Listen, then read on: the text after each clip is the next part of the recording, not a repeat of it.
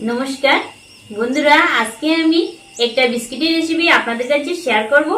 এই বিস্কুটটা বানাবো আমি আটা দিয়ে। দুর্দান্ত স্বাদের, বিস্কুটটা দেখতে একদম দোকানের মতো লাগবে।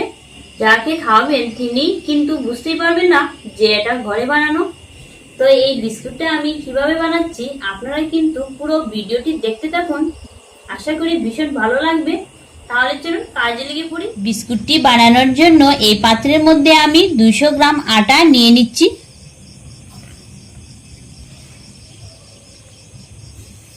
এবারে এর মধ্যে দিচ্ছি 100 গ্রাম গুঁড়ো করে নেওয়া চিনি,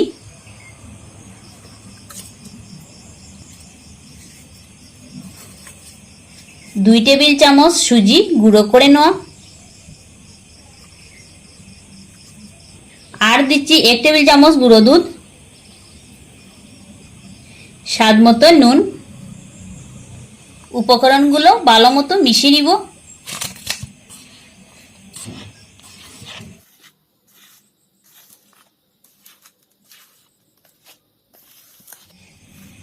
তো উপকরণগুলো আমি ভালো মতো মিশিয়ে নিয়েছি। এখন এটাকে একটা সফট ডো বানাতে হবে। তার জন্য আমি দিয়ে দিচ্ছি সাদা তেল। তেলটা আমি পরিমাণ মতো দিচ্ছি।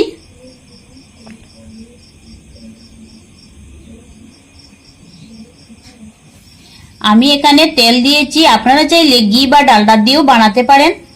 এখন এটাকে হাত দিয়ে চেপে চেপে একটা ডো বানিয়ে নিব।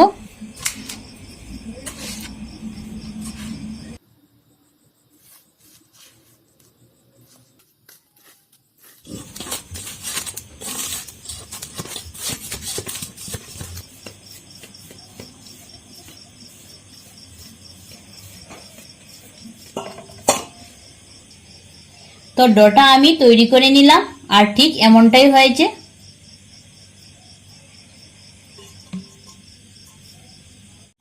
তারপর এই পাত্রের মধ্যে আমি সাদা তেল লাগিয়ে নিচ্ছি।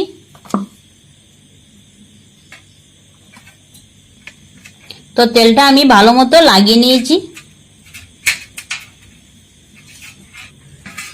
সবগুলা বিস্কুট যেন একই সাইজের হয় তার জন্য এই চামচের সাহায্যে ডো থেকে এইভাবে আমি নিয়ে নিলাম। তারপর এইভাবে হাতের সাহায্যে গোল গোল করে নিতে হবে।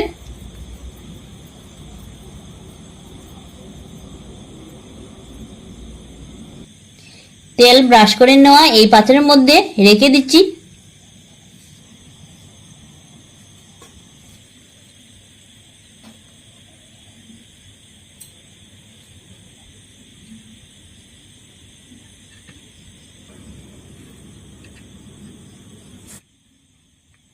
তো 4টি বিস্কুট আমি এরকম ডিজাইন দিয়ে তৈরি করে নিয়েছি। আঙুলের সাহায্যে মধ্যেখানে একটু চাপ দিয়ে নিচ্ছি।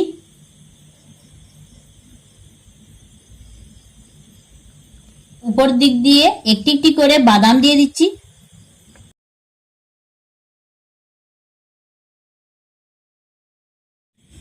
এই পাত্রের মধ্যে আমি 4টি বিস্কুট নিয়েছি বেক দেওয়ার জন্য।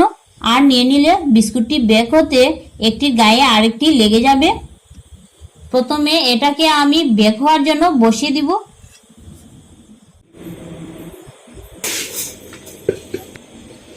বেক দেওয়ার জন্য এই পাত্রের মধ্যে আমি কিছুটা বালি নিয়ে নিলাম। তারপর এরকম একটা স্ট্যান্ড বসিয়ে দিচ্ছি। চাপা দিয়ে রেখে দিচ্ছি। চাপা দিয়ে রেখে দিলাম কারণ বালি কিছুটা গরম হওয়ার জন্য। বালি কিছুটা গরম হয়ে গিয়েছে, চাপাটা সরিয়ে নিচ্ছি। এবারে বিস্কুটের তালাটি এর মধ্যে বসিয়ে দিচ্ছি। আবারও চাপা দিয়ে রেখে দিচ্ছি বিস্কুটটা বেক হওয়ার জন্য। বিস্কুটটি বেক হতে প্রায় 25 মিনিট সময় লেগে যাবে।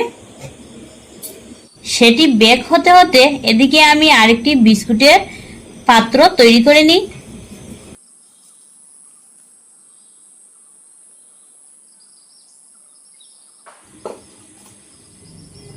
তো 25 মিনিট পর এখন আমি চাপাটা সরিয়ে নিব।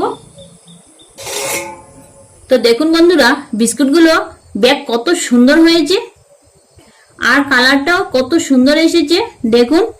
এবারে আমি বিস্কুটগুলো নামিয়ে নিব। নিলাম আর বিস্কুটগুলো গরম থাকাকালীন অবস্থায় নাড়াচাড়া করা যাবে না, কারণ ভেঙে যাবে। ঠান্ডা হওয়ার পর আমি এই পাত্র থেকে সরিয়ে নিব। তৈরি করে নেওয়া বিস্কুটের পাত্রটি আবারও বসিয়ে দিচ্ছি।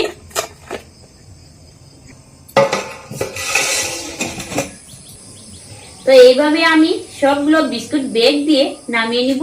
আর উনুনের আঁচটা হাই ফ্লেমে রেখে ঠান্ডা হওয়ার পর পাত্র থেকে সরিয়ে নিচ্ছি। দেখুন নিচ দিকটা কত সুন্দর হয়েছে।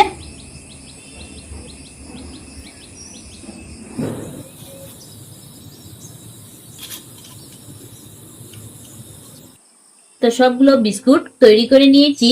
গরম চায়ের সাথে বিস্কুটগুলো পরিবেশন করে নেওয়ার জন্য কিন্তু একদম রেডি। দেখুন কত সুন্দর লাগছে দেখতে।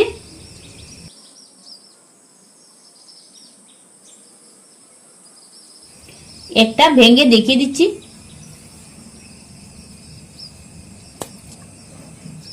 দেখুন ভেতরটা কত সুন্দর হয়েছে। তো দেখলেন তো বন্ধুরা, আমি কত সহজে বিস্কুটগুলো তৈরি করে নিলাম। এইভাবে আপনারাও একবার ঘরে ট্রাই করে দেখবেন আর অনেকদিন সংগ্রহ করে রেখে খেতে পারবেন। তো আজকে এই পর্যন্ত, ধন্যবাদ সবাইকে।